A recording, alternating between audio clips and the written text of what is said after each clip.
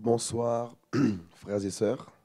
Nous sommes lundi 19 mars 2018 et il est 20h40.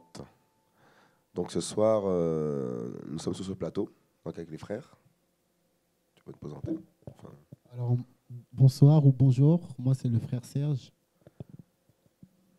Bonjour, moi c'est le frère Joseph.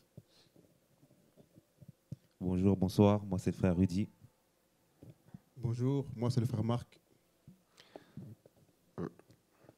donc ce soir, nous sommes là pour un peu partager sur un thème que le Seigneur nous a mis à cœur, sur qu'est-ce qu'un chrétien. Qu'est-ce qu'un chrétien? Et parce qu'on se rend compte aussi qu'on entend beaucoup parler de chrétiens, de christianisme, de religion, et, alors que la Bible ne parle pas de religion. La Bible ne parle pas de chrétiens catholiques, de chrétiens évangéliques, de chrétiens pentecôtistes, de chrétiens mormons. Il y a tellement de branches dans dans le christianisme, alors que la parole que Dieu nous a laissée ne mentionne pas toutes ces branches en vérité. Et on va prendre un passage dans Jean, au chapitre 3.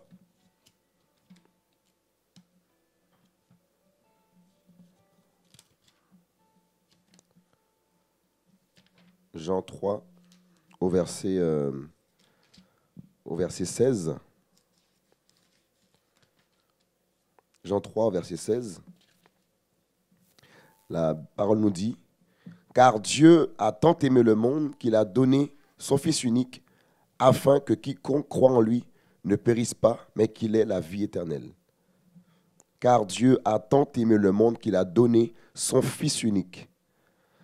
C'est un passage très interpellant qui nous montre en vérité que Dieu n'a pas donné une religion. Dieu n'a pas donné une secte. Dieu n'a pas donné, comment dire, un homme à suivre, un pasteur à suivre ou des traditions à suivre, mais il a donné, la parole dit, la Bible dit que Dieu a donné son Fils unique. Dieu a donné son Fils unique. Pourquoi? Pour que nous ayons la vie éternelle et que nous ne périssions point. Sans Jésus-Christ, c'est la perdition. Avec Jésus-Christ, c'est la vie éternelle. Et c'est magnifique ce que notre Dieu a fait. Car dans nos péchés, il a donné son Fils unique. Il a donné Jésus-Christ. La Bible nous dit aussi dans 1 Timothée 3, verset 16, que Dieu a été manifesté en chair. Et on voit que toute la parole de Dieu comment dire, est centrée sur Jésus-Christ. De Genèse à Apocalypse, la Bible est centrée sur Jésus-Christ. L'amour de Dieu pour l'homme. Le moyen pour le salut de l'homme que Dieu a donné, que Dieu a offert. La croix. Et pour être sauvés, nous ne devions point adhérer à une religion. Car la religion nous met un voile entre Dieu et nous. La religion ne révèle pas Dieu. La religion ne donne pas l'amour pour Dieu. En fait, en vérité, c'est comme si nous sommes comme des pantins. Des pantins qui suivent des dogmes, des traditions, sans réelle conviction. Alors que sans la repentance véritable, nul ne peut être sauvé. Et ce soir, on voulait parler du chrétien. Qu'est-ce qu'un chrétien? Qui est le chrétien? Et on voit dans la parole aussi ici tout de suite, dans Jean 3,16, que Dieu a donné son Fils unique pour que l'homme soit sauvé. Car Dieu a tant aimé le monde, le monde. Et dans le monde, il y a des humains. Dans le monde, il y a des hommes qui ont la parole. Dieu n'a pas donné son Fils unique pour sauver les bêtes, mais pour sauver l'homme. Car c'est le cœur que Dieu désire, c'est les cœurs. Ce ne sont pas des religions qu'il est venu chercher, mais des cœurs. Des cœurs qui lui sont soumis, des cœurs qu'il adore. Et on va prendre un autre passage dans Jean 1 au chapitre 1. Jean chapitre 1 au verset 9.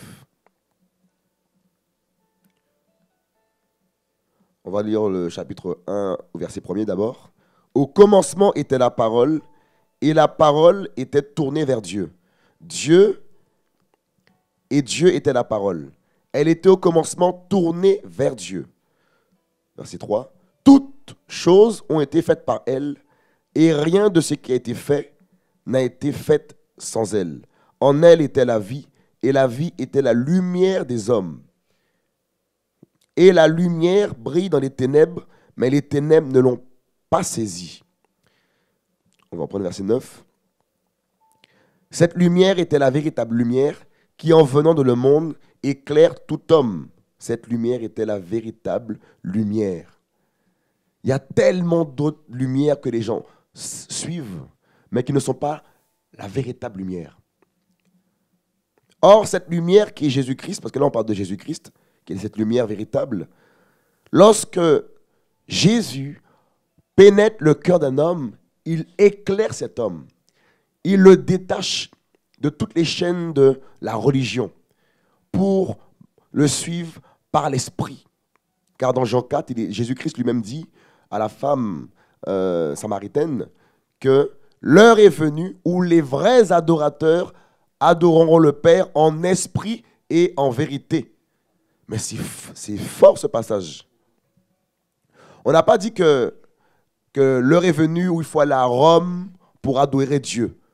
Ce n'est pas dit dans Jean 4 que l'heure est venue. On va le prendre parce que c'est important quand même de le prendre. Dans Jean au chapitre 4, au verset... c'est quel verset? Voilà, verset 23. Jean 4 au verset 23. Mais l'heure vient, et elle est déjà venue, où les vrais adorateurs adoreront le Père en esprit et en vérité. Donc les faux adorateurs, ils n'adorent pas Dieu en esprit et en vérité. Tous ceux, en fait c'est la parole qui le dit, tous ceux qui n'adorent pas Dieu en esprit et en vérité ne sont pas des adorateurs. Ce sont des adorateurs des idoles. Des dieux qui ne parlent point. Des dieux qui n'entendent point. Des dieux qui ne peuvent point converser avec eux. Vous voyez? Et la parole nous dit que, au verset 23, mais l'heure est vient, et elle est déjà venue, où les vrais adorateurs adoreront le Père en esprit et en vérité, car ce sont là les adorateurs que le Père demande. Dieu demande des adorateurs qu'il adore avec le cœur. Des hommes, des femmes qui ne vont pas parler de leur religion, de leurs églises, de leurs pasteurs, de leurs prophètes. Les vrais adorateurs ne parlent que du Père. Les vrais adorateurs ne proclament que le nom du Père. Les vrais adorateurs ne courent pas après les hommes. Ils courent après le Mashiach. Ils courent après Jésus-Christ qui est la lumière du monde. Voilà ce que Dieu demande. Voilà ce que Dieu recherche, des adorateurs. Et lorsque nous devenons adorateurs de Dieu, eh bien, nous devenons des hommes incompris. Nous devenons des révolutionnaires comme notre Père, comme notre Seigneur Jésus-Christ lorsqu'il était sur terre. Il dit à Pilate que son royaume n'est pas de ce monde. Voyez, il ne marchait pas selon les traditions des hommes. Jésus est venu nous montrer le chemin véritable, la délivrance véritable, marcher par l'esprit, adorer Dieu en esprit. Et au verset 24, il dit, Dieu est esprit et il faut que ceux qui l'adorent en esprit et en vérité. Ça veut dire que là où nous sommes, on peut parler à Dieu. On peut être au travail, on peut lui parler. Tu peux être aux toilettes, bien sûr, tu peux lui parler, parce que beaucoup diront, oh, les toilettes, oh, il faut faire les ablutions. Non, la Bible dit que Jésus-Christ sur la croix a accompli, en fait, il a tout accompli. Il a accompli la loi cérémonielle. Cela veut dire que nous ne sommes plus contraints au sacrifice d'animaux. Nous ne sommes plus contraints à aller faire tout ce que la loi enseignait, tout simplement, la loi cérémonielle. Jésus, on a tout en lui. En lui, on a la délivrance. C'est lui notre sacrifice. Donc même quand tu te baignes, tu peux lui parler. Même quand tu dors, tu peux lui parler. C'est le cœur qui s'exprime. Même dans le train, tu peux lui parler. On n'est pas obligé d'aller fermer des rues, montrer à tout le monde compris. Non, c'est l'intimité. Notre Dieu, c'est l'intimité. C'est pour cela qu'il dit, rentre dans ta chambre, là où il y a ton Père qui est là dans le secret, il voit tout. Et quand nous sortons parler de lui, on exprime qui est notre Dieu. On exprime le nom du véritable Dieu. Et ça choque. Ça dérange. Parce que le monde n'adore pas Dieu en esprit en vérité. Les religieux n'adorent pas Dieu en esprit en vérité. Ils adorent le Dieu inconnu. Un Dieu qui leur est inconnu. Jésus-Christ n'est pas venu chercher des chrétiens, comme beaucoup le pensent. On va prendre notre passage dans Actes.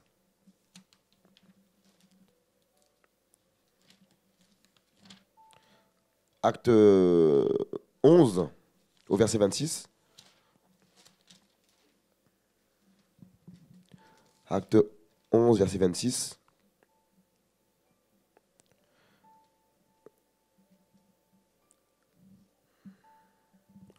Voilà. Ce fut à Antioche que pour la première fois, les disciples furent appelés chrétiens. C'est fort ce passage. Donc, c'est à Antioche que pour la première fois, les disciples furent appelés chrétiens. Jésus-Christ lui-même ne les a pas appelés chrétiens. Ce sont les gens du dehors qui vont rendre un témoignage de qui nous sommes en vérité, de notre réelle conversion, de notre réelle rencontre avec Jésus-Christ. Les gens du dehors, nos collègues, nos familles, les gens qu'on a pu connaître auparavant, c'est seulement eux qui pourront dire de nous si véritablement nous sommes chrétiens. Or, chrétien ici veut dire simplement comme Christ ou disciple de Christ. C'est ça être chrétien. Un chrétien, c'est un disciple. Quelqu'un qui suit, qui est discipliné et qui suit l'enseignement que Christ a laissé. Et on se rend compte que la religion a bâti des cathédrales. La religion a dit aux hommes de faire telle chose pour être purifiés, pour être sauvés, telles que toutes ces fêtes qui sont mises en place chaque année. Carême, les fêtes de Pâques. Alors, les fêtes de Pâques, les gens pensent que des lapins pondent des œufs. C'est ça, hein? Un lapin ne pond pas d'œufs. Comment des hommes peuvent-ils croire que des lapins font des œufs, des œufs au chocolat en plus? Non. Si les hommes allaient voir ce que la Bible dit par rapport à Pâques, ils sauront que c'est une hérésie ce qu'on nous propose, qu'on nous montre. Des fêtes que Jésus-Christ n'a pas mentionnées dans sa parole. Et dans Jérémie 11, là-bas, je ne me trompe pas, la parole dit que Dieu hait nos fêtes solennelles, nos fêtes nos fêtes solennelles plutôt. Dieu ne prend pas plaisir dans ces fêtes. Et chaque année, on se rend compte que les gens, des chrétiens suivent ce genre de fête. Oh, c'est la fête de Pâques. Oh, c'est la fête de Noël. Oh, c'est la fête c'est la Pentecôte. Toutes ces fêtes. Mais est-ce que les gens vivent véritablement la parole de Dieu? Savent-ils véritablement qu'est-ce que la Pentecôte? Il se passe des choses, il se passe que beaucoup répètent tout ce qu'on leur a dit étant petits. Et n'ont pas fait des recherches pour savoir véritablement ce qu'ils suivent. J'entends beaucoup de chrétiens me dire mon père est pasteur. Même si ton père est pasteur, si toi tu vis dans le péché, tu ne seras pas sauvé. Parce que le salut vient que par Jésus, non par ton père qui est pasteur ou ta mère qui est pasteur. Et d'ailleurs, les femmes pasteurs, on n'a pas vu dans la Bible, je ne me trompe pas. On n'a pas vu des femmes diriger des assemblées. On se rend compte que les chrétiens ont besoin de retourner à la source, retourner à la vérité. De suivre vraiment la parole du Seigneur Jésus-Christ. La doctrine de Christ. Un chrétien, c'est quelqu'un qui vit pour Dieu. Un chrétien, c'est quelqu'un qui est soumis, qui est mandaté par le Dieu des cieux. Et qui fait seulement ce que le Dieu des cieux lui ordonne de faire. Malgré le rejet. On va prendre un autre passage dans 1 Pierre.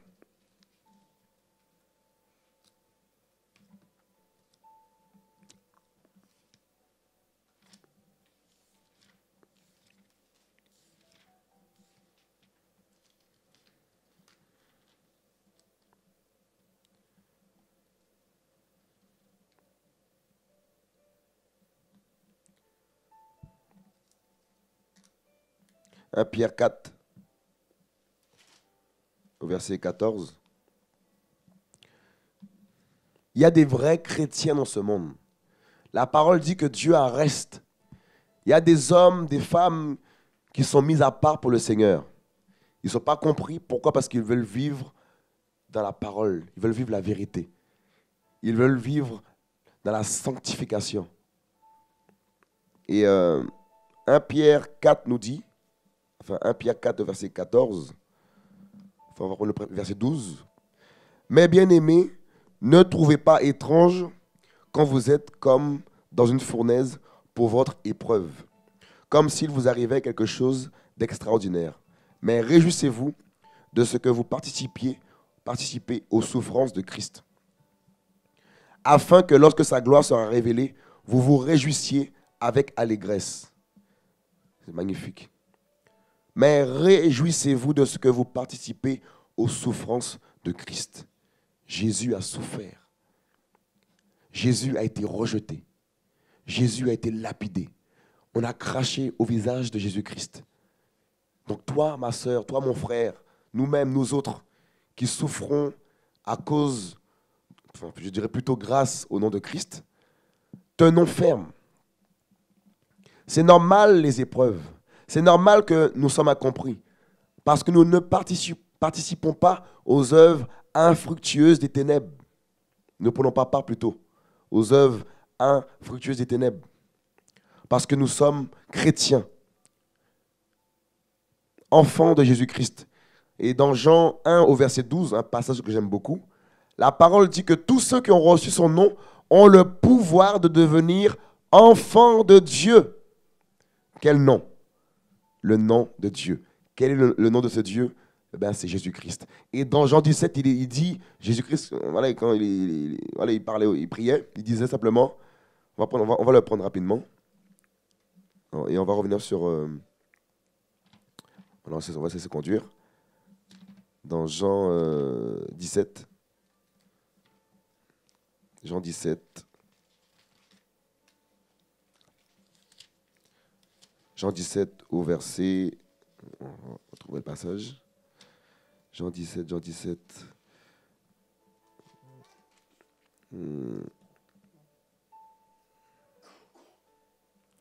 Attends. On va prendre Jean 17, on va lire pour un peu prendre le contexte. Jésus dit ces choses. Puis, levant ses yeux au ciel, il dit, c'est magnifique, on voit que Jésus-Christ, là, il est sur terre, et on dit là qu'il lève les yeux au ciel, et il dit, Père, l'heure est venue. Beaucoup diront, mais il parle à qui? Il est sur terre, il est là-haut. Mais il fait ce qu'il veut.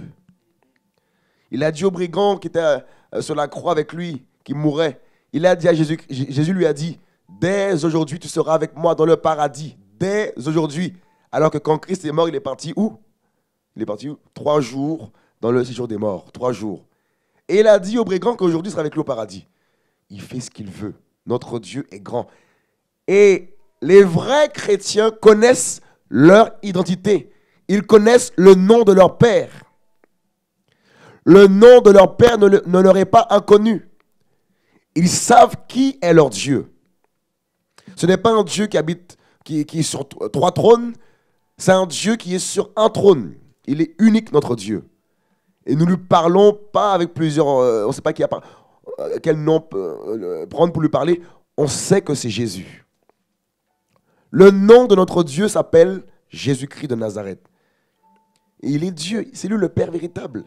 Il dit, Père, l'heure est venue, glorifie ton Fils, afin que ton Fils te glorifie, selon que tu lui as donné pouvoir sur toute chair, afin qu'il donne la vie éternelle à tous ceux que tu lui as donnés. Verset 3, il dit, Or, la vie éternelle, c'est magnifique. Or, la vie éternelle, c'est qu'ils te connaissent, toi, le seul vrai Dieu. Et dans Jean 3,16, Dieu dit quoi? Car Dieu a tant aimé le monde qu'il a donné son Fils unique, afin que quiconque croit dans le Fils unique ait quoi? La vie éternelle. Donc on dit que le Fils unique, c'est lui qui donne la vie éternelle. Mais c'est magnifique. C'est beau. Et là on dit que, or la vie éternelle, c'est qu'ils te connaissent, toi le seul vrai Dieu. Qu'est-ce que ça nous dit là? Mon frère, tu peux dire quelque chose, mon frère Marc?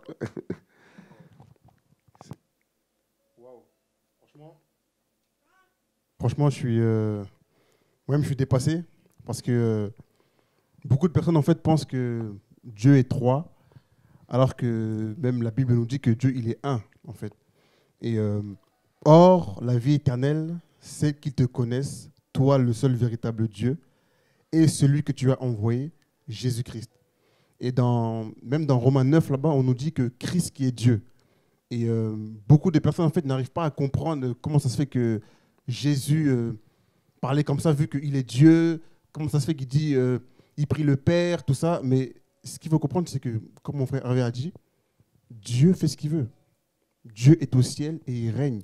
Et en fait, le Seigneur, il est venu en fait nous donner un exemple à suivre, tout simplement. Ça n'a rien à voir avec la Trinité ou autre chose. C'est un modèle. Comme nous dit 1 Pierre 2 là-bas, on dit que Jésus est notre modèle et on doit marcher en fait sur ses traces. Et de la même manière comment le Seigneur il parlait à Dieu, de la même manière comment le Seigneur il était avec les hommes, on doit être pareil, nous êtres humains. Et nous devons adorer Dieu d'un cœur vrai et d'un cœur sincère. Parce qu'on vit vraiment dans un monde aujourd'hui où même les églises sont paganisées. Beaucoup d'églises prêchent trois dieux, beaucoup d'églises prêchent que voilà, l'argent, beaucoup de choses. Et moi, aujourd'hui, je suis content de vivre avec Jésus.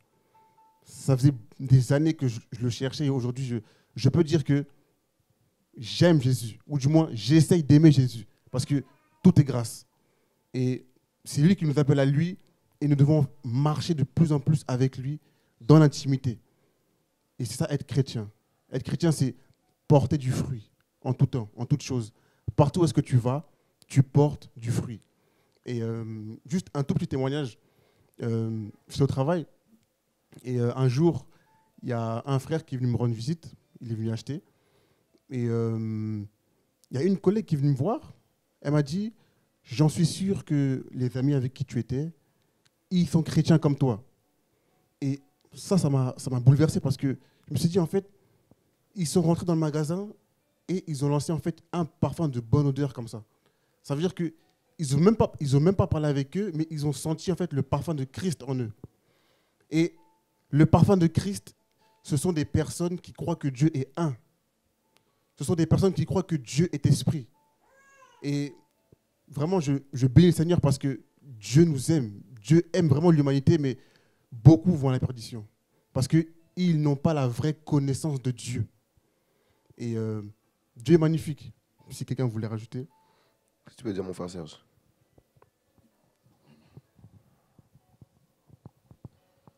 Moi, c'est vrai que quand tout à l'heure le frère Marc il parlait par rapport aux fruits, j'avais ce verset dans Matthieu 7, à partir du verset 17, qui dit « Ainsi, tout bon arbre porte du bon fruit, mais le mauvais arbre porte du mauvais fruit. Un bon arbre ne peut porter de mauvais fruits, ni le mauvais arbre porter du bon fruit. Tout arbre qui ne porte pas de bons fruits est coupé et jeté au feu. Vous les reconnaîtrez donc à leurs fruits. » En fait, le chrétien, c'est celui qui porte du fruit.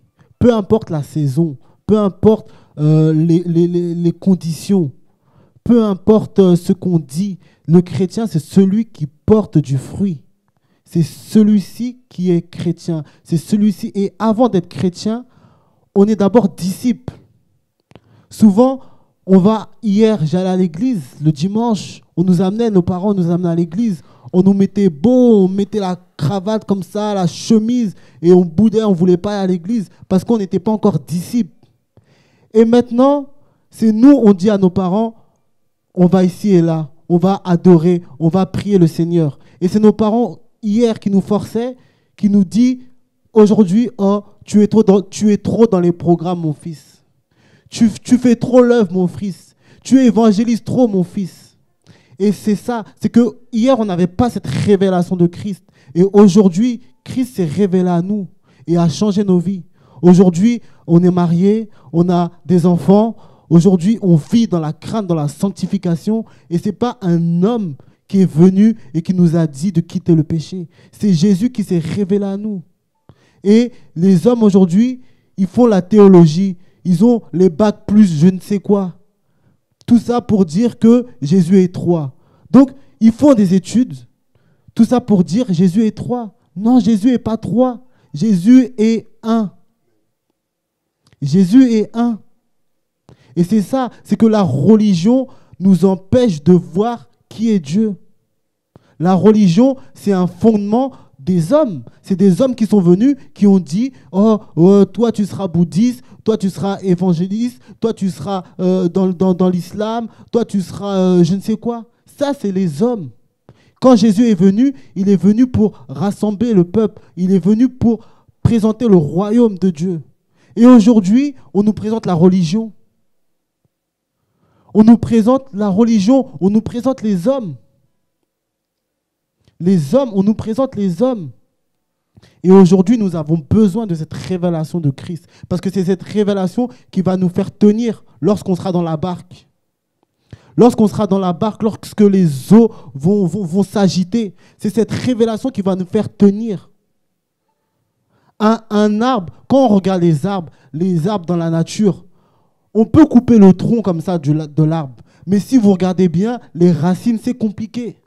Les racines, pour les déraciner comme ça, là, c'est compliqué. On ne fait pas ça comme ça. Il faut des machines, des grosses machines, des grues, je ne sais quoi, pour déraciner, pour enlever les racines. Et le disciple chrétien, c'est celui qui est enraciné en Christ. Voilà pourquoi on chante ce chant « Je veux m'enraciner en toi, Jésus » et que nos racines soient enracinées en Christ seulement. Parce que c'est lui la lumière, c'est lui la vie. Que Jésus soit béni. Amen. Et au chapitre 17 de Jean, toujours, et Jésus dit « Père ». Jésus dit « Père ». En fait, c'est tellement simple. Jésus, là, nous montre simplement l'exemple. Il nous montre en fait que le nom du Père, ben, c'est lui-même. C'est lui-même le Père. Pour que nous ne puissions pas être ballottés ici et là sur la personne de Dieu, enfin, sur notre Créateur, sur Dieu. Voyez ? Il dit, « Père, l'heure est venue, glorifie ton Fils, afin que ton Fils te glorifie, selon que tu lui as donné pouvoir sur toute chair, afin qu'il donne la vie éternelle à tous ceux que tu lui as donnés. » C'est terrible. Afin qu'il donne la vie éternelle. Donc, Jésus donne la vie éternelle. Mais si Jésus-Christ donne la vie éternelle, mais qui est-il? Si tout pouvoir lui a été donné, mais qui est-il? S'il n'a commis aucun péché, mais qui est-il? Et dans Acte 20, Dieu dit qu'il a acquis son Église par son propre sang. Dieu a acquis son Église par son propre sang à lui. Et cela croit que quelqu'un a donné son sang. C'était Jésus-Christ. Donc, c'était Dieu. Si nous ratons Jésus-Christ, on rate le ciel. Celui qui nie la divinité de Jésus-Christ, ben, il ne rentre pas au ciel. Parce que Jésus, c'est lui la porte du ciel. Et au verset 3, là, c'est un passage c'est magnifique. Hein? Or, la vie éternelle, c'est qu'ils te connaissent, toi, le seul vrai Dieu. On n'a pas dit les seuls vrais dieux. Là, c'est au singulier. Le seul vrai Dieu est celui que tu as envoyé, Jésus-Christ. C'est même pas au pluriel. C'est au singulier tout ça. C'est-à-dire que c'est la même. C'est Jésus-Christ. Bah oui. Or, la vie éternelle, c'est qu'ils te connaissent, toi, le seul vrai Dieu. Donc, s'il y a 3 dieux là, donc il faut dire les. Là, on dit au singulier, le. Donc, il est le. Il est unique et had, le seul unique Dieu. Et celui que tu as envoyé, Jésus-Christ. Donc, Jésus-Christ, il est Dieu. C'est lui qui donne la vie éternelle. Je t'ai glorifié sur la terre. Et nous, chrétiens, enfants de Dieu, on glorifie le nom de notre Dieu, Jésus-Christ. Un chrétien, c'est d'abord un enfant de Dieu. Un enfant de Jésus-Christ. C'est pour ça des fois qu'on me pose la question, tu es quoi? J'aime pas trop dire chrétien, parce que les gens pensent trop chrétien catholique, chrétien évangélique, chrétien pentecôtiste. Même le mot chrétien, des fois, ça me dérange de le dire. En plus, c'est même pas Jésus-Christ qui a appelé les chrétiens, c'est les païens, c'est les gens d'Antioche qui ont vu les disciples, leur comportement, leur langage. Ils ont dit, ah, ils sont comme Christ. Donc, nous sommes enfants de Dieu. Un chrétien, c'est un enfant de Dieu. Quelqu'un qui vit dans la sanctification. Parce que beaucoup de chrétiens disent, on est encore dans ce monde, on est pécheur. Ça sous-entend qu'on peut pratiquer le mal. Non. La Bible dit qu'on ne pratique pas le péché. Dans 1 Jean, là-bas, tous ceux qui sont nés de Dieu ne pratiquent pas le péché. Parce que la semence de Dieu habite en eux. Dans Jacques, là-bas, on dit qu'il arrive de broncher d'une manière ou d'une autre. Mais un enfant de Dieu, il ne se complaît pas dans le péché. Il ne se complaît pas. S'il tombe dans un péché quelconque, je ne sais pas, tout de suite, le regret vient. Et la repentance. Voilà le signe d'un vrai chrétien aussi, un vrai enfant de Dieu. Il regrette ses actes. Il regrette. Ça lui fait mal, il peut même pleurer, tout ça. Il veut se purifier tout de suite. Et le sang de Christ est là pour nous purifier de tout péché. Donc les chrétiens qui disent qu'on peut pratiquer le péché, c'est pas grave, si on vit dans la masturbation, c'est pas un péché. C'est un péché. C'est parce que des fois, lorsqu'on vient annoncer ce message du Seigneur, de la croix, beaucoup disent, enfin beaucoup de faux chrétiens qui sont dans les magouilles, ils disent qu'on est trop dur. Ils disent que Dieu est amour. Ils font de l'amour de Dieu un prétexte pour vivre dans le péché. Alors que l'amour de Jésus-Christ a été de mourir sur la croix, pas pour qu'on puisse encore vivre dans le péché. Ou insulter. Il y a des chrétiens, ils insultent. Ils disent des gros mots, tout le temps des gros mots, des gros mots. Mais c'est pas ça. Un chrétien ne dit pas de gros mots. Les paroles grossières, c'est écrit que les paroles grossières ne soient pas trouvées en nous. Des chrétiens qui vont frauder les trains, ce ne sont pas des chrétiens. Ils n'ont pas encore été éclairés par la lumière dont parle Jean 1. Des chrétiens qui vont draguer des femmes. Des chrétiens qui peuvent mentir. Ils vont mentir. Un chrétien ne ment pas. Quelqu'un qui vit avec Jésus-Christ, qui est dans l'intimité avec le Seigneur Jésus-Christ, ne pratique pas le mensonge. La Bible dit que le père du mensonge, c'est le diable. Voilà, mes amis, la différence entre les adorateurs du Père, qu'il adore en esprit en vérité, et les faux adorateurs. Ils sont dans la légèreté. Un chrétien véritable, un enfant de Dieu, enfin un chrétien pour moi c'est un enfant de Dieu véritable, il ne va pas s'habiller n'importe comment dans les rues. Elle ne va pas mettre sa poitrine dehors ou ses parties au vu de tous. Non. Elle se protège parce que l'esprit de sainteté habite ce corps physique. L'esprit de Dieu habite en nous. Et c'est lui qui produit en nous la conviction de péché, de justice et de jugement. C'est l'Esprit de Jésus-Christ qui habite en nous, qui est l'Esprit de vérité. Voilà, c'est quoi voilà, qu'est-ce qu'un chrétien?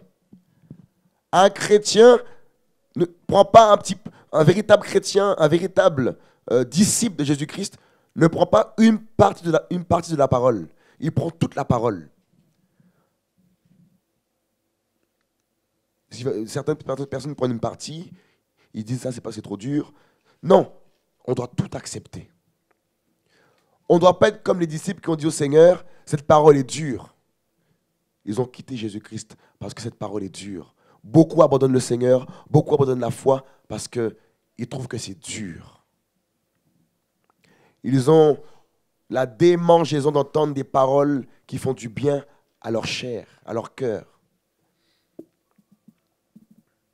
Alors que c'est l'éternité. Dans Matthieu 7, on parle des deux chemins. Le chemin resserré et le chemin large et spacieux qui mène en enfer. Jésus n'est pas mort sur la croix pour qu'on puisse encore vivre dans le péché. Il n'est pas mort sur la croix pour qu'on puisse encore aller se vautrer dans le sexe hors mariage, dans les boîtes de nuit.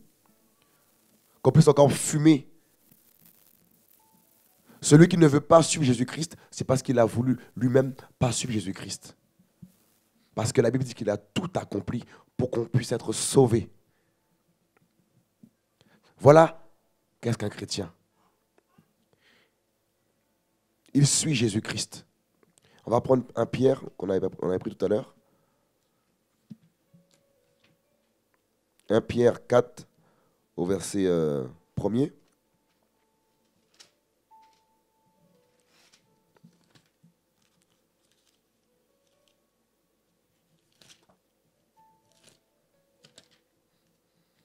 Pierre 4 au verset 1er. Excusez-moi, au verset 12 plutôt. Mais bien-aimés, ne trouvez pas étrange quand vous êtes comme dans une fournaise pour votre épreuve, comme s'il vous arrivait quelque chose d'extraordinaire, mais réjouissez-vous de ce que vous participez aux souffrances de Christ, afin que lorsque sa gloire sera révélée, vous vous réjouissiez avec allégresse. Si l'on vous dit des injures pour le nom de Christ, vous êtes bénis. Si on nous insulte, c'est qu'on est béni. Des fois, on reçoit des insultes terribles.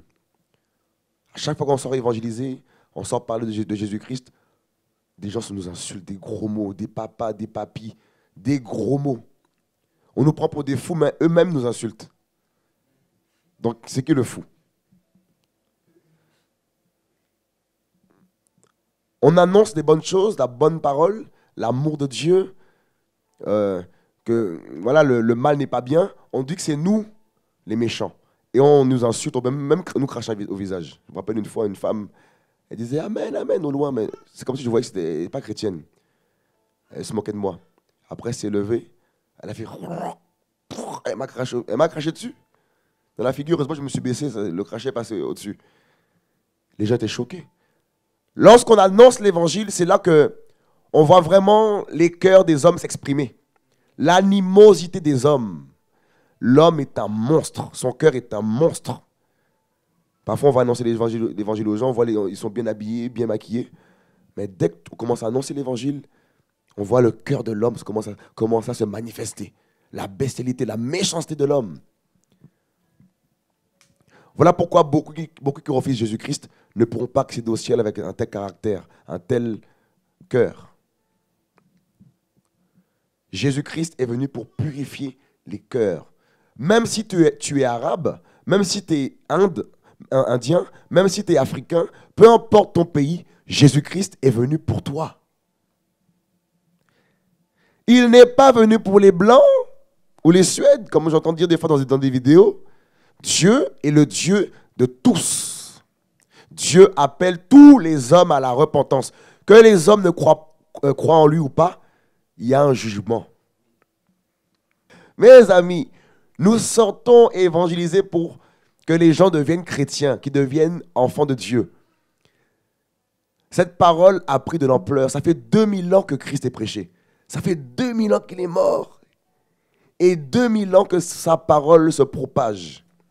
Nous autres ici, on n'aurait jamais pensé un jour être chrétiens. On n'aurait jamais pensé un jour parler de Jésus. Nous qui fumions, nous qui étions méchants. Eh bien, Jésus fait des miracles. Il n'a pas changé. Et dans Actes 5, 29, il dit, « Alors Pierre et les autres apôtres répondant dirent, « Il faut plutôt obéir à Dieu qu'aux hommes. Le Dieu de nos pères a ressuscité Jésus, que vous avez fait mourir en le pendant au bois. » C'est terrible, hein? Juste une parenthèse. Le Dieu de nos pères a ressuscité Jésus. Certains vont dire, là on voit, il y a Jésus et Dieu. Non. Quand Jésus-Christ, dans Jean, a dit aux pharisiens, détruisez ce temple. Et Jésus-Christ leur a dit, dans 3 jours, il n'a pas dit Dieu va le relever, hein. Il a dit, je le releverai. Détruisez ce temple et dans 3 jours, je le releverai. En fait, Jésus est Dieu. Il s'est lui-même ressuscité. Notre Dieu est fort. Oh, Jésus-Christ de Nazareth. C'est ça, nous on comprend pour nous c'est simple. Parce qu'il a été donné aux enfants de comprendre les choses du royaume, les mystères du royaume. Nous on comprend, en fait il faut être enfant de Dieu pour comprendre ce qui est écrit. Parce qu'on peut avoir bac plus 40, on peut avoir master. S'il n'y a pas Jésus-Christ, l'Esprit de Dieu en soi, on ne pourra pas comprendre l'évangile. Et il dit, il faut plutôt obéir à Dieu qu'aux hommes. Nous les chrétiens, nous obéissons à Dieu. On nous dit des fois de nous taire. Mais franchement, on ne peut pas se taire.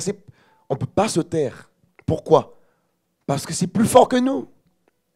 Nous avons été conquis par le Dieu qui a créé le soleil, le Dieu qui a créé la terre et le ciel, le Tout-Puissant. Sa puissance nous a enveloppés, sa puissance nous a attirés. On ne peut pas se taire. Parfois on nous met des claques, on ne peut pas se taire. Comme l'autre fois, je suis parti avec mon frère Rudy. On est parti évangéliser. Tout ça.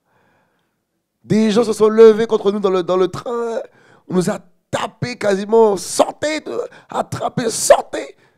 On était choqués, des gens qui étaient bien habillés. Ah, sortez. On a vu la méchanceté des hommes. Et du coup, on est parti encore dans un train évangéliser. Quelqu'un a appelé des policiers pour nous.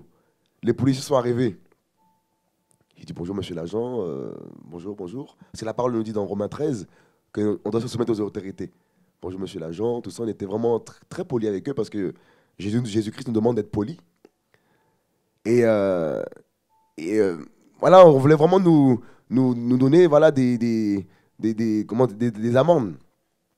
Et il s'est passé que ces hommes en question, ils ont carrément dit... Qu'est-ce que tu veux dire?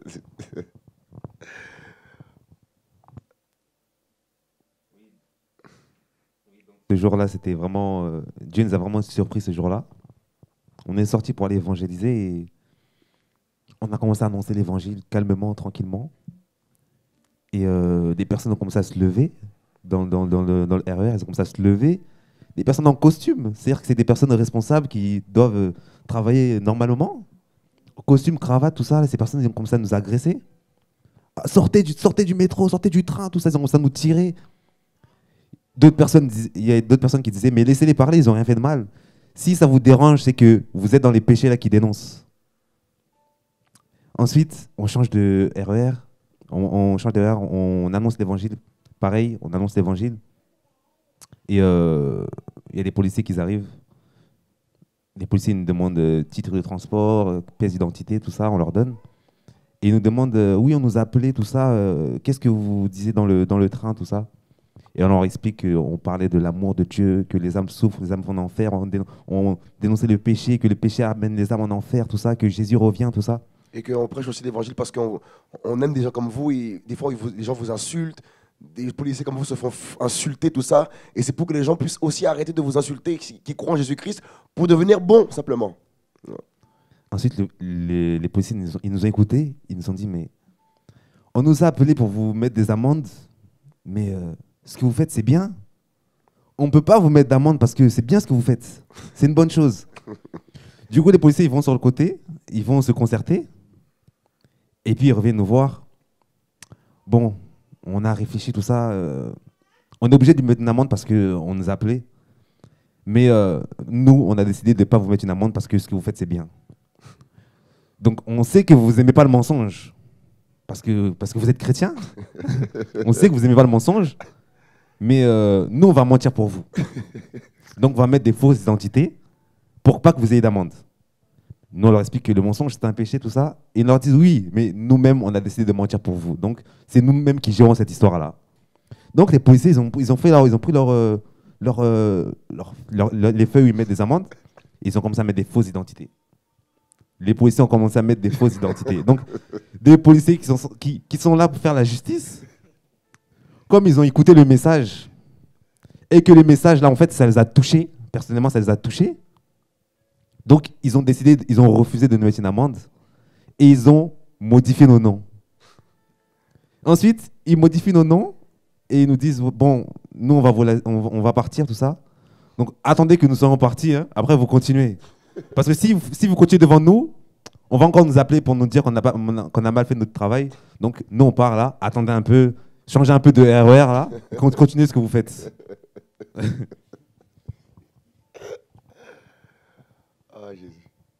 C'est terrible. Et c'est là qu'on voit que quand on annonce l'évangile comme ça, on croise deux sortes de personnes. Il y a des personnes qui sont touchées et qui reçoivent le message de bon cœur, et des personnes qui sont endurcies, qui s'énervent. C'est-à-dire que c'est soit l'un, soit l'autre. Soit les personnes sont touchées et ils acceptent le message, soit les personnes s'énervent, ils commencent à vouloir nous frapper, vouloir nous chasser du métro, tout ça. Pourquoi? Parce que quand le péché de l'homme est révélé, là, l'homme, en fait, il se sent mal. Et la colère monte en lui parce qu'il sait qu'il est dans les péchés là qu'on dénonce. Il est dans les péchés là qu'on dénonce. Tout simplement. Et nous, Dieu nous demande de parler, donc on ne peut pas se taire. On ne peut pas se taire. Pourquoi? Parce que le monde va mal et les âmes ont besoin d'entendre l'évangile. Là, on est dans un temps où même les policiers ont refusé de nous donner une amende. Pourquoi? Parce que l'évangile doit être propagé. Amen. L'évangile doit être propagé. Donc, Dieu même touche même des policiers pour que les policiers nous laissent continuer à annoncer l'évangile. C'est-à-dire que les policiers qu'on appelle pour venir nous stopper, et ben c'est ces mêmes policiers que Dieu utilise pour nous laisser continuer à annoncer sa parole. Wow. C'est terrible. Wow. Ah, c'est vraiment encourageant. C'est vraiment encourageant. C'est pour ça qu'il est dit, il faut plutôt obéir à Dieu qu'aux hommes. Les hommes vont dire, arrête, chut. Des fois, on n'a même pas commencé à parler, hein. Chut. Mais on peut pas arrêter, il faut continuer. Parce que Dieu fait un travail, Dieu travaille des cœurs, sa parole doit toucher des cœurs parce qu'il revient bientôt, Jésus revient bientôt. Les enfants de Dieu doivent parler de Jésus. Annoncer le retour de Jésus-Christ. Annoncer le salut qui se trouve en Jésus-Christ. Que personne ne ferme ta bouche. Que personne ne te fasse taire. Que personne ne te dise que ce Dieu n'existe pas. Nous prêchons ce que nous savons. Nous prêchons ce que nous connaissons. Nous prêchons ce que nous avons vu. La parole dit heureux ceux qui ont cru sans avoir vu. On a cru sans avoir vu. Car cette parole a bouleversé nos cœurs.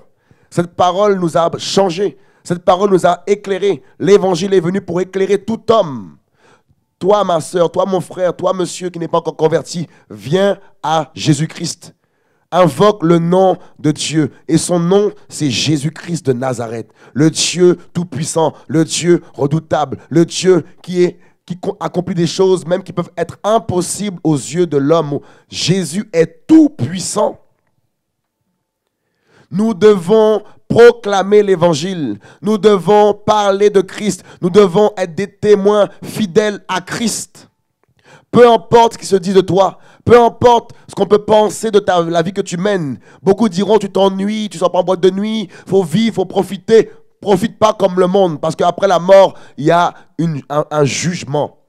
La parole dit qu'il est réservé aux hommes de mourir une fois.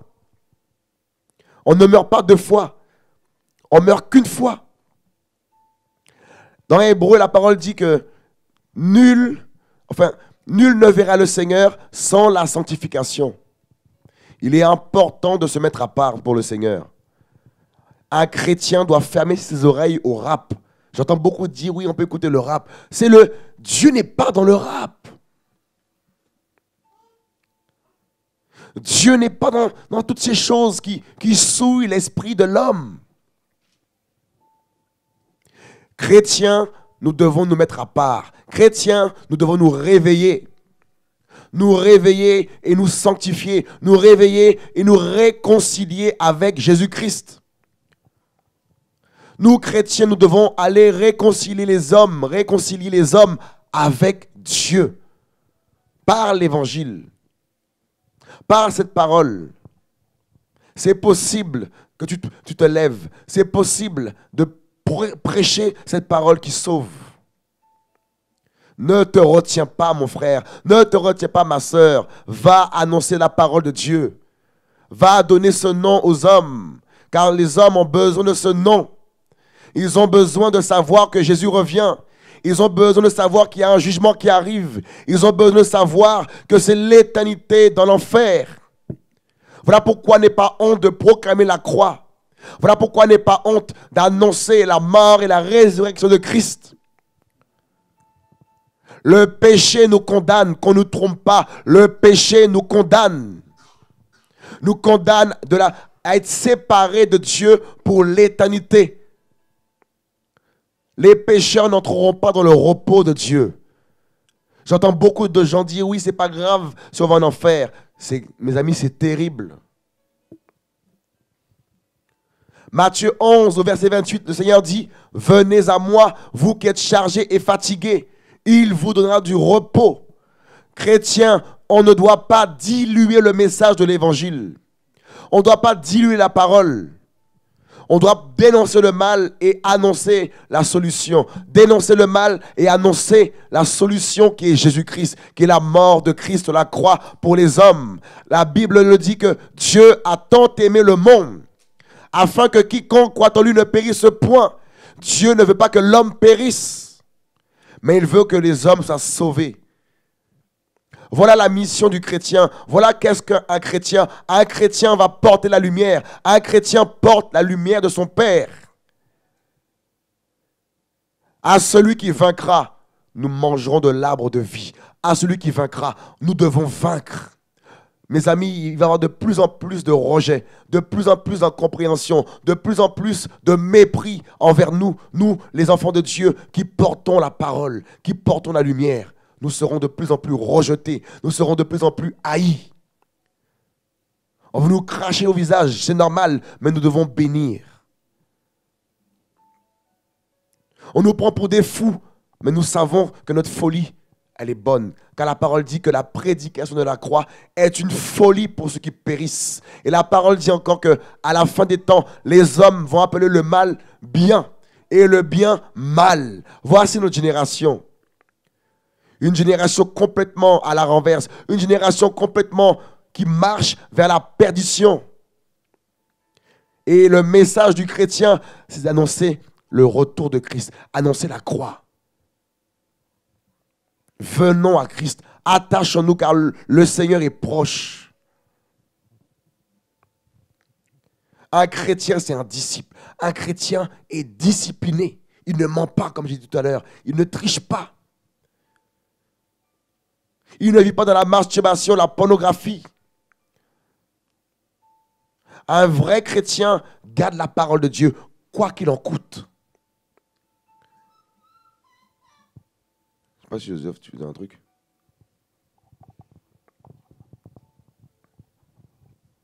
Non, je suis tellement encouragé que toute la gloire revienne à Jésus, quoi. Amen. Amen. Dans Proverbe 8 au verset 13, on va prendre rapidement Proverbe 8 au verset 13.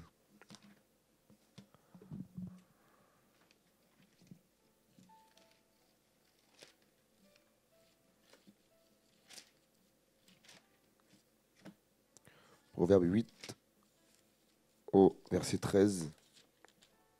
La parole dit, « La sagesse ne crie-t-elle pas, on va le premier, verset 8, chapitre 8, verset 1er, la sagesse ne crie-t-elle pas et l'intelligence ne fait-elle pas entendre sa voix? Elle s'est présentée sur le sommet des lieux, sur le chemin au carrefour. Elle crie près des portes, à l'entrée de la ville, là où l'on entre par les portes. Ô vous hommes de qualité, je vous appelle, et ma voix s'adresse aux fils des hommes. Vous, stupides, apprenez le discernement, et vous tous devenez intelligents de cœur. Écoutez, car je dirai des choses importantes, et j'ouvrirai mes lèvres pour enseigner des choses droites. Les chrétiens ouvrent leur bouche pour annoncer des choses droites. Mais c'est comme si ces choses droites sont entendues comme des choses mauvaises, des choses qui importunent, des choses qui font du mal, alors qu'en vérité, ce sont des choses droites. Un chrétien n'est pas méchant. Un enfant de Dieu ne hait pas les gens. Il prêche l'évangile, il garde la parole de Dieu, parce que d'abord il aime Dieu, et il partage cette parole parce qu'il aime son prochain comme lui-même. C'est ça un chrétien. Un chrétien ne suit pas la mode. Il n'est pas dans les modes. Il se démarque du monde. Il se démarque de la tendance actuelle. Il ne parle pas comme tous les hommes, comme tout le monde. Son langage est différent. Et au verset 13, la parole dit, on va prendre le verset 11, « Car la sagesse vaut mieux que les perles, et tout ce qu'on pourrait souhaiter ne le vaut pas. » Verset 12, « Moi, la sagesse, j'habite avec le discernement, et je possède la connaissance de la réflexion. La crainte de Yahweh, c'est la haine du mal. » Voici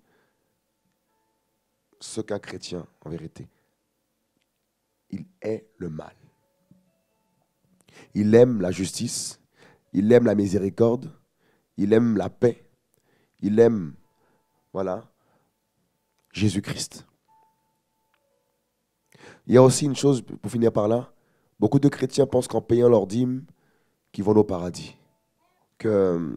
Beaucoup pensent qu'en payant la dîme, ils seront sauvés, alors que l'essentiel, c'est la miséricorde, la justice et voilà, et la parole de Dieu. C'est ça le plus important, garder la parole de Dieu. Tu peux donner des millions aux églises, beaucoup d'argent aux églises, mais ce n'est pas ce qui va te sauver. C'est la foi en Jésus-Christ. On va prendre Éphésiens.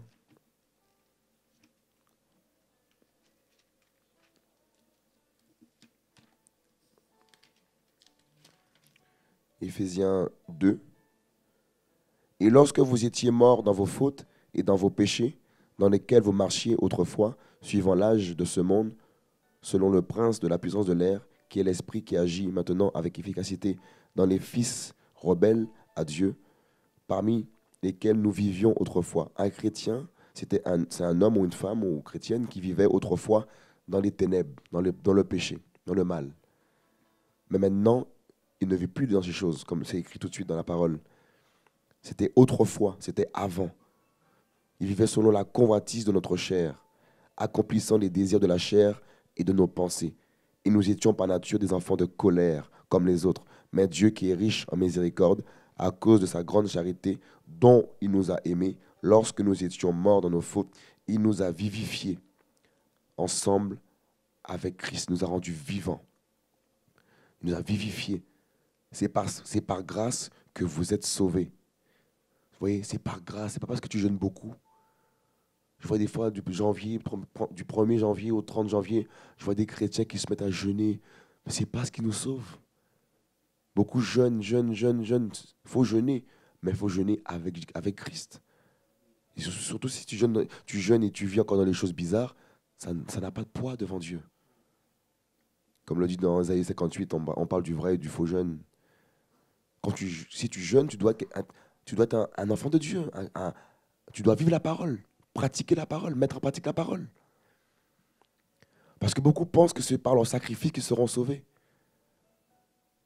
Oh, Seigneur, j'ai jeûné 40 jours. Mais Dieu te dira, mais là, regarde comment tu mentais tout le temps. Oh Seigneur, je priais de minuit à 22 heures, de minuit à 3 heures. Dieu te dira, mais regarde comment tu trompes ton mari. Tu convoitais les femmes d'autrui. Nous sommes sauvés par la grâce. Et il nous a ressuscités ensemble et nous a fait asseoir ensemble dans les lieux célestes en Jésus-Christ, afin de montrer dans les âges à venir les immenses richesses de sa grâce par sa bonté envers nous en Jésus-Christ. Car vous êtes sauvés par la grâce, par la foi. Et cela ne vient pas de vous, c'est le don de Dieu. C'est le don de Dieu. La foi, c'est le don de Dieu. Donc, si tu es dans une religion quelconque et que tu n'as pas la foi en Jésus-Christ, tu n'es pas sauvé. Même si ton père est pasteur ou ta mère est pasteur, et si tu n'as pas la foi en Jésus-Christ, tu ne seras pas sauvé. Parce que beaucoup pensent que si leur père a pris pour eux, ils iront au paradis. Non, tu dois faire la démarche de suivre Jésus, la démarche de mettre hors de ta vie tout ce qui ne rend pas gloire à Jésus.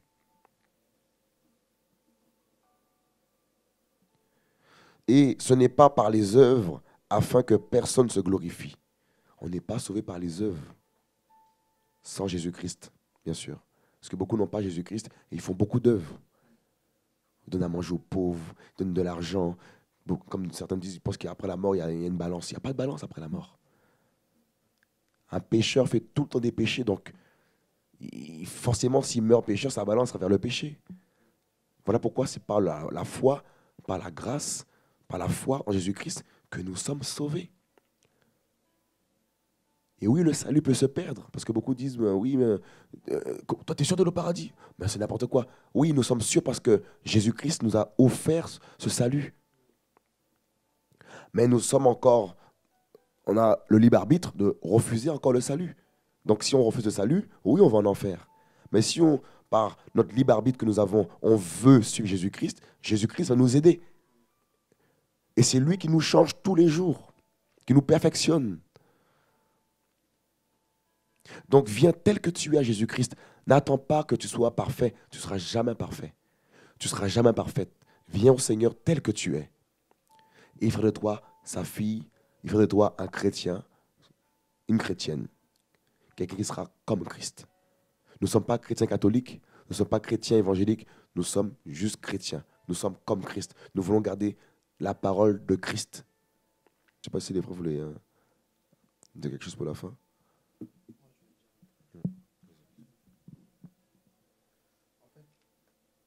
En fait, moi, j'avais juste un passage à cœur dans Exode 33. Moïse dit aussi, je te prie, fais-moi voir ta gloire. Et Dieu dit, je ferai passer toute ma bonté devant ta face et je crierai le nom de Yahweh devant toi et je ferai grâce à qui je ferai grâce et j'aurai compassion de celui de qui j'aurai compassion. Puis il dit, tu ne pourras pas voir ma face car nul homme ne peut me voir et vivre. Yahweh dit aussi, voici, il y a un lieu près de moi et tu t'arrêteras sur le rocher. En fait, j'ai pris ce passage pour dire que le problème de la chrétienté aujourd'hui, le problème c'est que nous sommes trop vivants. Nous sommes trop vivants, nous aimons trop le monde. Et c'est pour ça que dans les assemblées, il y a le monde, il y a le rap dans les assemblées, il y a toutes ces choses, il y a le théâtre, il y a toutes ces choses dans les assemblées. Et rappelez-vous ce que Jésus a fait quand il est parti à Jérusalem. Il a vu le temple et il a vu tous ces vendeurs. Et Jésus, qu'est-ce qu'il a fait? Il a retourné toutes les tables. Parce qu'ils ont transformé le temple du Seigneur en une maison de commerce de brigands. Et c'est ce qu'on voit à l'église. Aujourd'hui, on nous dit, si tu ne payes pas la dîme, tu ne seras pas béni. Et on fait des ouvrages, des CD de prédication, ça et là. Et si on n'achète pas, on n'est pas béni. Le problème du chrétien, c'est qu'il est trop vivant. Et là, comme on voit notre grand frère Moïse, et le Seigneur lui dit au verset 20, puis il dit, tu ne pourras pas voir ma face, car nul homme ne peut me voir et vivre. Nul homme ne peut voir Jésus et vivre. Ça veut dire quoi? Ça veut dire qu'en tant que chrétiens, nous devons être des morts vivants. Les morts vivants, on nous fait croire que c'est les zombies, c'est les choses qu'on voit là dans les films bizarres là. Les morts vivants, c'est un chrétien. C'est pour ça que Paul disait que ce n'est plus moi qui vis, c'est Christ qui vit en moi. Parce que Paul avait cette révélation de Christ et Paul était mort à lui-même et il avait fait don de sa vie à Christ. C'est pour ça que même persécuté, il se réjouissait. Et nous, au travail, un collègue nous manque un peu de respect, on commence à s'énerver, on commence à sortir les mots compliqués et après, on va à l'église, gloire à Dieu, tout va bien. Oh. Nous devons être des chrétiens morts. Des chrétiens morts. Un cadavre, quand on touche un cadavre, le cadavre, il est mort, il peut plus réagir. Nous devons être comme ça. Face à tout ce qui se passe dans le monde, toutes ces choses, toutes ces attaques, tous ces combats, nous devons être morts. Et je vous garantis que si on meurt à Christ, si on s'abandonne à Christ, la parole nous dit que de diminuer afin que Christ prenne la place en nous. Et c'est ça qu'il nous faut. C'est ça qu'il nous faut. Moi, je vous en prie réellement qu'on arrête tous ces conflits entre moi je suis chrétien évangélique, moi je suis protestant, moi je suis catholique, moi je suis ceci, cela, moi mon pasteur, ma maman pasteur, maman prophète, tout ça. Ça c'est du vent, c'est zéro. Nous avons besoin de mourir à nous-mêmes afin que Christ prenne la première place dans nos cœurs. Que Dieu soit béni. Amen. Que Dieu soit béni. Et on va certainement se revoir notre jour pour notre programme au nom de Jésus-Christ. Et que toute la gloire revienne à notre Dieu, notre Seigneur Jésus-Christ. Amen.